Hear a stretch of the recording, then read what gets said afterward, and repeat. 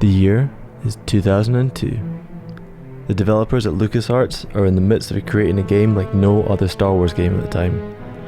The blood, sweat and tears of many massed together into one big effort to bring all the action and adventure from everyone's favourite episode. One Star Wars game to rule them all. Hang on, I'm getting a bit mixed up here. This is Star Wars Bounty Hunter for the PS2.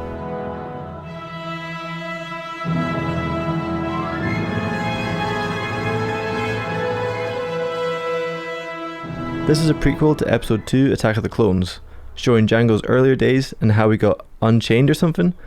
I don't know, I never watched the spin-off. Now, for a game called Bounty Hunter, there's not a whole lot of bounty hunting. It's mostly a run and gun kind of game. And when I say run and gun, I mean jetpack and blasters. There's so much going on when you're in a gunfight. Just look at this. What am I looking at? Now, there is a bounty hunting system in the game, however, it isn't part of the plot or anything. It's just a side mission you can do to get credits to unlock comic book panels. For a game like this, I feel like it should have been for something a bit more exciting. Like, the bounties give you credits, so why not have that for upgrades or cosmetics? Maybe it's just me, but I would prefer something a bit more. Usually in games, you get better weapons and armor along the way, but in this, you have the best weapons right from the start. These pistols are the best weapons in the game, I swear.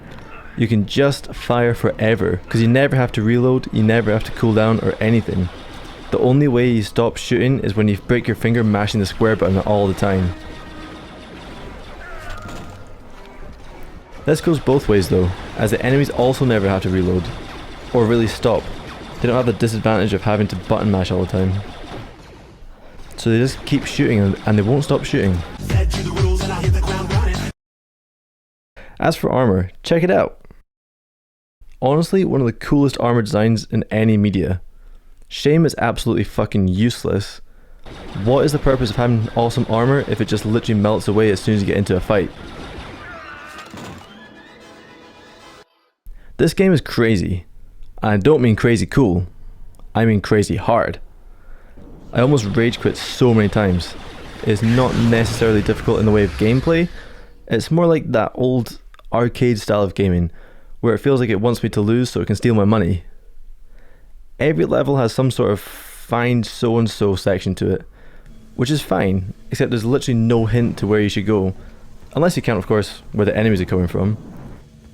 Most of the game is this door unlocked? Nope. Is this door unlocked? Nope. Oh wait, this door's now unlocked for some reason. In addition to this, there are checkpoints, but they are so spaced out that it makes each section feel so long, and you only get 5 lives in each level, and that doesn't reset if you make it to the next checkpoint. Couple this with the fact that the platforming sections are nah. You have a jetpack. This should be the coolest part, traversing the area, flying around, shooting aliens. But nah, they give you like 5 seconds of juice, and you can't even dodge much in the air.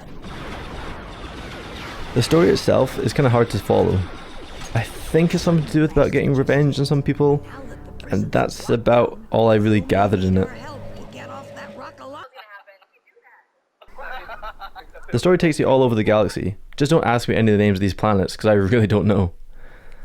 Each chapter is based on a new planet and has about 3 levels with usually 1 boss fight per chapter.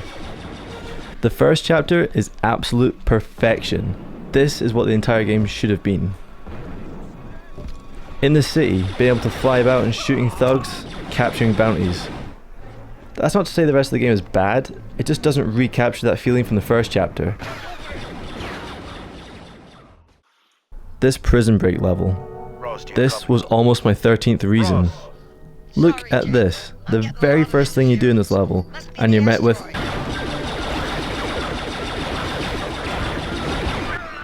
what the hell was that? Turrets and guys with big guns?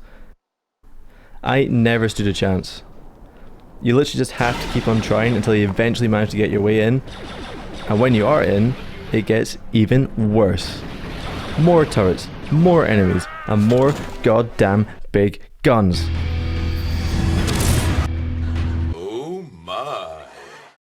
This level is brutally hard. This was as far as I could ever get when I played this game before, and that was literally just a couple of years ago. But now I was determined to beat this level.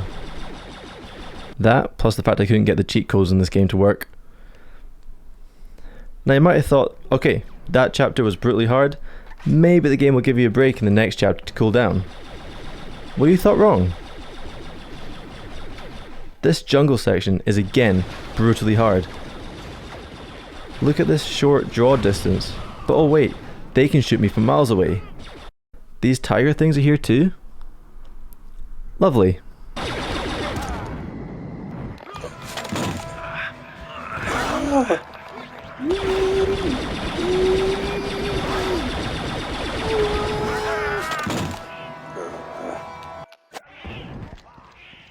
Not to worry, these darts will kill them in one hit. I got this. Nope. You see that? Django, he gets knocked down on his arse, takes 5 working days to get back up again.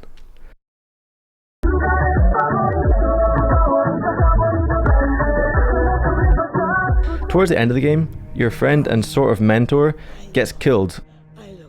So you're now on a mission for revenge against Mr. Clean? Django, if you're playing this message, I'm probably dead. Sorry, I can't hear you. I'm too busy fighting these zombies. This chapter is literally Star Wars meets Days Gone meets absolute nightmare fuel. What is this level? Terrifying. That's what it is. Looks like something you'd find out of Dark Souls, not Star Wars. Though even the water here hurts you if you land in it. You need to find some sort of palace place, but shh, I couldn't find it and I had to look it up. Turns out it's this small bridge tucked away in the corner here, because of course it would be. How could I be so stupid? You find your rival in this temple area and essentially just have a button mash off. Just keep moving and shooting and you'll be okay. After wiping the floor with him. Get it? Wiping? Yeah. You get captured and... Oh my. I want to go to the dark side all of a sudden. Care to join us? You make your way through a maze. Sorry.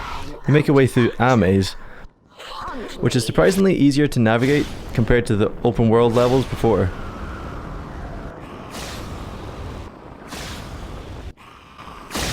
Are you afraid? Oh, me so horny. Me love you long time. Unfortunately, there's no romance option, so you are forced to fight her, which is a bit of a missed opportunity if you ask me. Now, for our first and only fight with someone with lightsabers, this fight is actually kinda shit. It's far too easy, which is a shame, because it feels like it should have been much harder. I know I was anyway. After beating her, it is revealed that the whole thing was set up by Count Dooku to find someone to be cloned for his master plan. Then it ends. Credits and goodbye. To wrap things up, I have mixed feelings on this game. I don't dislike it, but I definitely wouldn't rush to replay it again. But if you're looking for something to challenge yourself with, this game will certainly do that. Or if you just have spare time to kill, and are just looking for something to preoccupy yourself with, then go ahead. I'll just be waiting for 1313.